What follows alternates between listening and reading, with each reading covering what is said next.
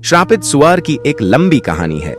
बहुत समय पहले सुरम्य पहाड़ियों और हरे भरे जंगलों के बीच बसे एक छोटे से गांव में माधव नाम का एक व्यक्ति रहता था। माधव धनी था, उसके पास उपजाऊ खेत और कई नौकर थे, लेकिन उसका हृदय पत्थर जैसा कठोर था। वह स्वभाव से क्रूर, स्वार्थी और लालची था। वह गरीबों और जरूरतमंदों का तिरस्कार करता था, हमेशा उनसे अनुचित लाभ उठाता था और अपनी संपत्ति का प्रदर्शन करके उन्हें नीचा दिखाता था। गांव के बाहरी इलाके में एक प्राचीन बरगद का पेड़ था, जिसके नीचे एक ज्ञानी और तपस्वी साधु गुरु ध्यानानंद ध्यान करते थे। गुरु ध्यानानंद ने अपनी इंद्रियों पर विजय प्राप्त कर ली थी और उनके पास दिव्य दृष्टि थी। उन्होंने माधव के काले कर्मों को देखा और उसके भविष्य के बारे में चिंतित हो गए। एक दिन गांव में भयंकर सूखा पड़ा। नदियां सूख गईं, कुएं खाली हो गए और खेत बंजर हो गए। माधव के भंडार अनाज से भरे थे, लेकिन उसने किसी भी जरूरतमंद को एक दाना भी नहीं दिया। गांव के लोग भूख से तड़प रहे थे, लेकिन माधव अपनी संपत्ति की रक्षा में लगा रहा। गुरु ध्यानानंद ने माधव को बुलाया और विनम्रता से कहा, हे माधव, यह धन क्षणभंगुर है, इसे दूसरों के साथ बांटो और पुण्य कमाओ। यह विपत्ति का समय है और हमें एक दूसरे की मदद करनी चाहिए। माधव ने साधु की बातों पर ध्यान नहीं दिया। उसने अहंकार से कहा, यह मेरी संपत्ति है और मैं इसके साथ जो चाहूं कर सकता हूं। ये गरीब और आलसी लोग अपने दुर्भाग्य के लिए स्वयं जिम्मेदार हैं। गुरु ध्यानानंद दुखी हुए, लेकिन उन्होंने अपना संयम नहीं खोया। उन्होंने माधव से कहा, तुम्हारे हृदय में करुणा नहीं है और तुम केवल अपनी संपत्ति से प्यार करते हो। याद रखना माधव, तुम्हारे कर्म तुम्हारा पीछा करेंगे। कुछ दिनों बाद गांव में एक रहस्यमयी बीमारी फैल गई। कई लोग बीमार पड़ने लगे और मरने लगे। माधव का परिवार भी इस बीमारी की चपेट में आ गया। उसके सारे नौकर भाग गए और उसकी अपार संपत्ति उसे इस संकट से नहीं बचा सकी। एक रात जब माधव अकेला और निराश था, गुरु ध्यानानंद उसके घर आए। उन्होंने माधव को शांत किया और कहा, यह तुम्हारे बुरे कर्मों का फल है माधव। तुमने दूसरों को दुख दिया है और अब तुम स्वयं दुख भोग रहे हो। पश्चाताप करो और अपने कर्मों के लिए प्रायश्चित करो। माधव को अपनी गलती का एहसास हुआ। उसने गुरु ध्यानानंद के चरणों में गिरकर क्षमा मांगी। गुरु ध्यानानंद ने कहा, पश्चाताप से हृदय शुद्ध होता है, लेकिन कर्मों का फल भोगना पड़ता है।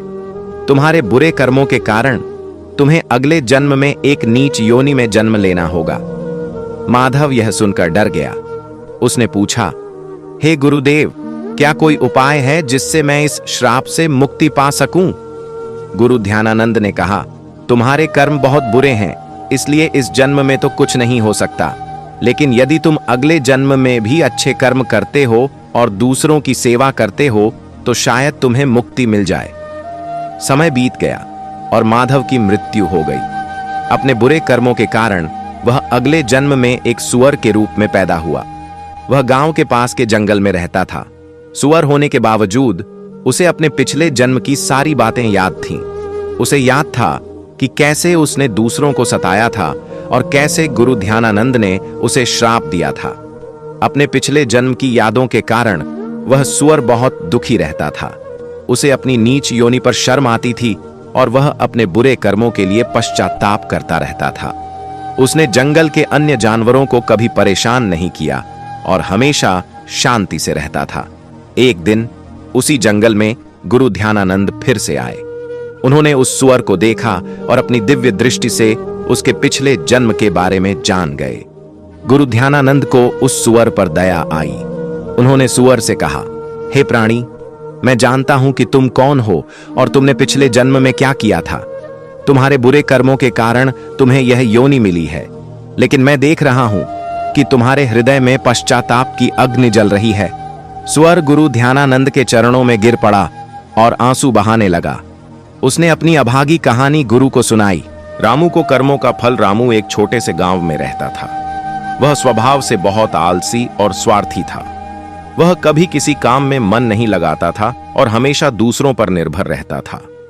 गांव के लोग जब मुश्किल में होते तो एक दूसरे की मदद करते थे, लेकिन रामू हमेशा उनसे दूर रहता और अपनी ही धुन में मस्त रहता। एक बार गांव में सूखा पड़ गया। लोगों की फसलें बर्बाद हो गईं और खाने पीने की किल्लत होने लगी। गांव के सभी लोग मिलकर इस संकट का सामना करने की कोशिश कर रहे थे। कुछ लोग दूर से पानी लाने में जुटे थे तो कुछ बचे हुए अनाज को मिल बांट कर खा रहे थे। लेकिन रामू अपने घर में दुबका रहा और दूसरों की मदद करने से कतराता रहा। उसने सोचा कि किसी तरह उसका गुजारा हो जाएगा। जब गांव में खाने की चीजें खत्म होने लगीं, तो रामू को भी चिंता होने लगी। उसने दूसरों से मदद मांगनी शुरू की, लेकिन लोगों ने उसे याद दिलाया कि जब सबको मदद की जरूरत थी तो वह कहां था।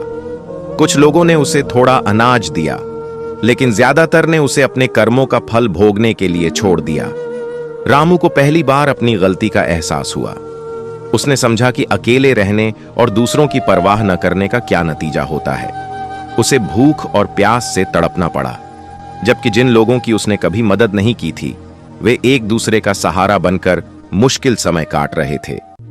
इस घटना के बाद रामू का स्वभाव बदल गया। उसने आलस्य छोड़कर काम करना शुरू कर दिया। उसने गांव के लोगों से माफी मांगी और हर संभव मदद करने का वादा किया। धीरे धीरे गांव में हालात सुधरने लगे और रामू भी सबके साथ मिलकर काम करने लगा। समय बीतता गया।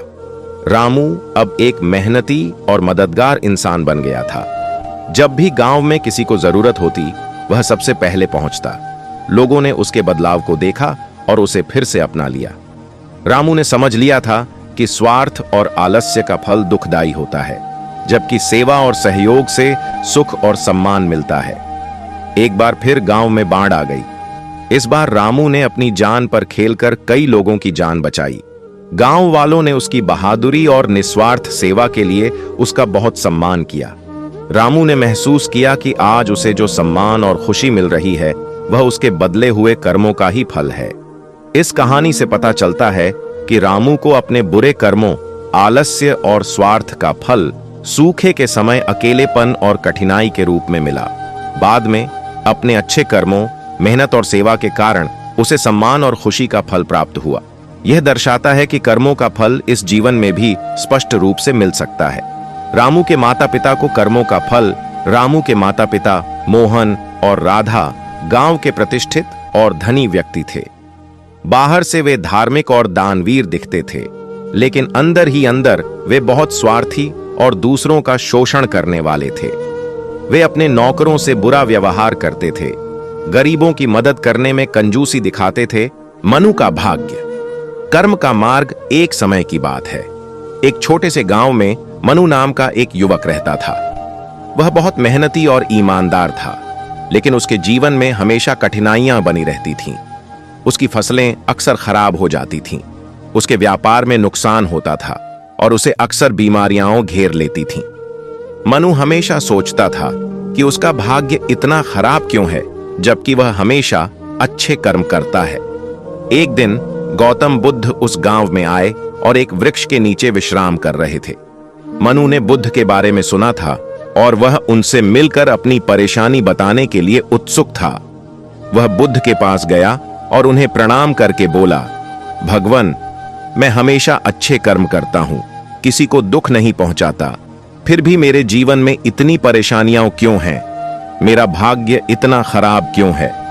बुद्ध ने मनु की बात ध्यान से सुनी और मुस्कुराकर कहा, मनु, तुम्हारा वर्तमान जीवन तुम्हारे पिछले कर्मों का फल है। जिस प्रकार एक बीज बोने के बाद ही फल मिलता है, उसी प्रकार हमारे द्वारा किए गए कर्मों का परिणाम भी हमें भोगना पड़ता है। मनु थोड़ा हैरान हुआ। उसने पूछा, भगवान, मेरे पिछले जन्म के कर्म?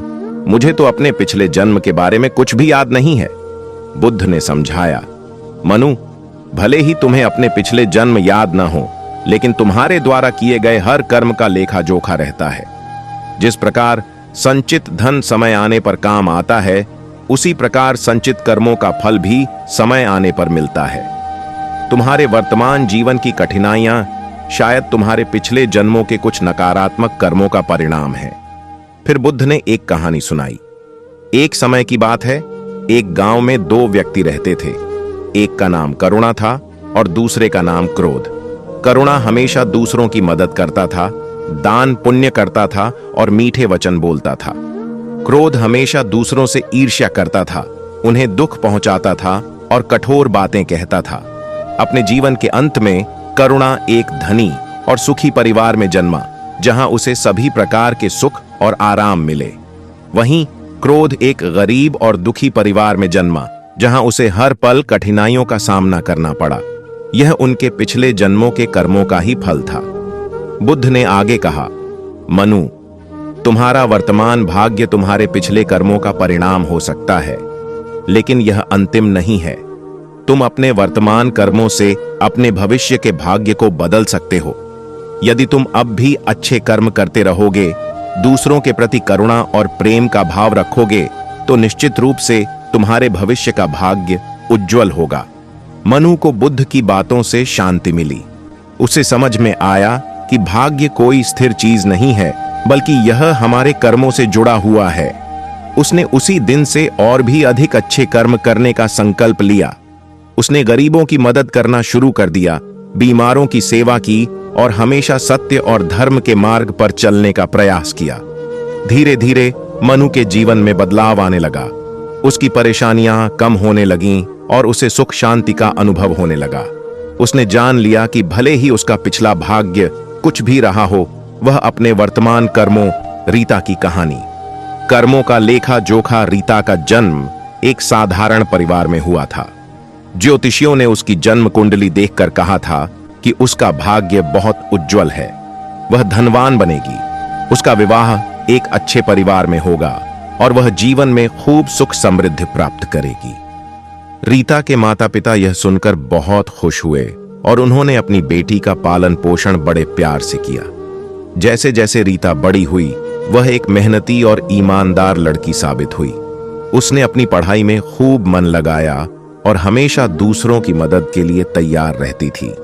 उसने कभी किसी का बुरा नहीं चाहा और हमेशा सच्चाई का साथ दिया। हालांकि रीता के जीवन में कुछ ऐसी मुश्किलें भी आईं जिनकी भविष्यवाणी ज्योतिषियों ने नहीं की थी। उसे एक गंभीर बीमारी का सामना करना पड़ा, जिससे उबरने में उसे काफी समय और प्रयास लगा। उसके पहले प्रेम संबंध में उसे धोखा मिला, जिससे वह बहुत टूट गई। व्यापार में भी उसे कई बार नुकसान उठाना पड़ा। रीता अक्सर सोचती थी कि अगर उसका भाग्य इतना उज्जवल लिखा गया था, तो उसके जीवन में इतनी कठिनाइयां क्यों आ रही हैं। एक दिन वह एक ज्ञानी संत से मिली और उनसे अपने भाग्य के बारे में पूछा। संत ने रीता को ध्यान से सुना और कहा, बेटी, तुम्हारा भाग्य निश्चित रूप से लिखा गया था, लेकिन यह केवल तुम्हारे जन्म के समय ग्रहों की स्थिति पर आधारित नहीं था। तुम्हारा भाग्य तुम्हारे कर्मों से भी लगातार लिखा जा रहा है। संत ने समझाया कि ज्योतिष एक संभावित रूपरेखा दिखा सकता है, लेकिन मनुष्य के कर्म उस रूपरेखा को बदल सकते हैं। रीता ने अपने वर्तमान जीवन में जो अच्छे कर्म किए थे, अपनी मेहनत, ईमानदारी और दूसरों की मदद करने का स्वभाव, वे उसके भाग्य के उज्जवल पहलू को मजबूत कर रहे थे। लेकिन उसके पिछले कर्मों के कुछ नकारात्मक फल भी उसे इस जीवन में भोगने पड़ रहे थे, जो उसकी कठिनाइयों का कारण बन रहे थे। संत ने आगे कहा, हर पल हर कर्म जो तुम करती हो, वह तुम्हारे भविष्य के भाग्य का एक नया पृष्ठ लिखता है। यदि तुम अच्छे कर्म करती रहोगी, तो निश्चित रूप से तुम्हारा भविष्य और भी उज्जवल होगा, और यदि तुम बुरे कर्म करोगी, तो तुम्हारे अच्छे भाग्य पर भी नकारात्मक प्रभाव पड़ सकता है। रीता को संत की बातों से एक नई दिशा मिली। उसे समझ में आया कि भाग्य कोई स्थिर चीज नहीं है जिसे एक बार लिख दिया गया हो। यह तो एक बहती हुई नदी की तरह है, जो हमारे कर्मों के प्रवाह से लगातार बदलती रहती है। उसने अपने अच्छे कर्मों को जारी रखा और जीवन की चुनौतियों का साहस के साथ सामना किया। धीरे धीरे उसके जीवन में सुख और समृद्धि फिर से आने लगी, लेकिन इस बार वह जानती थी कि यह केवल उसके जन्म के भाग्य का फल नहीं है, बल्कि उसके अपने कर्मों का भी परिणाम है। रीता की कहानी से यह स्पष्ट होता है कि मनुष्य का भाग्य केवल जन्म के समय ही नहीं लिखा जाता, बल्कि यह हमारे जीवन भर हमारे हर कर्म के साथ लगातार लिखा जाता रहता है। हमारे वर्तमान कर्म हमारे भविष्य के भाग्य को आकार देने में महत्वपूर्ण भूमिका निभाते हैं। गरुड़ पुराण में मनुष्य के भाग्य के बारे में कई दृष्टिकोण प्रस्तुत किए गए हैं, जो इस प्रश्न का सीधा और एक ही उत्तर देना जटिल बनाते हैं।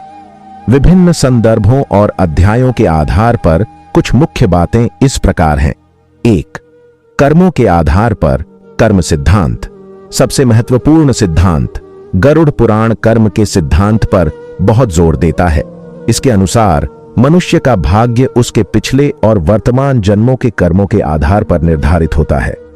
हर कर्म का फल, अच्छे कर्मों का फल अच्छा और बुरे कर्मों का फल बुरा होता है। यह फल इसी जन्म में या अगले जन्मों में मिल सकता है। संचित कर्म।